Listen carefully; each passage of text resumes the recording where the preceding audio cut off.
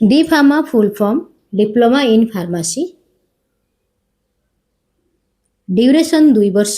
first year second year level है +2 science जो माने करि सारिचंती एज 17 वर्ष मिनिमम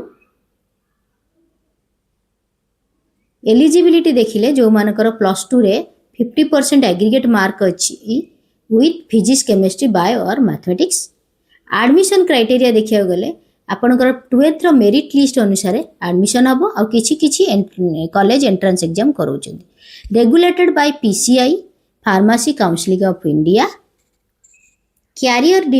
इन फार्मासी देखिले फार्मासिस्ट इन हॉस्पिटल और मेडिकल स्टोर हे परिबे निजर फार्मासी की मेडिकल स्टोर खोली परिबे आफ्टर रजिस्ट्रेशन फार्मास्यूटिकल कंपनी जे आप जॉब करि पारे प्रोडक्शन क्वालिटी मार्केटिंग रे बी फार्मा करि परिबे हायर स्टडी पई thank you please subscribe my channel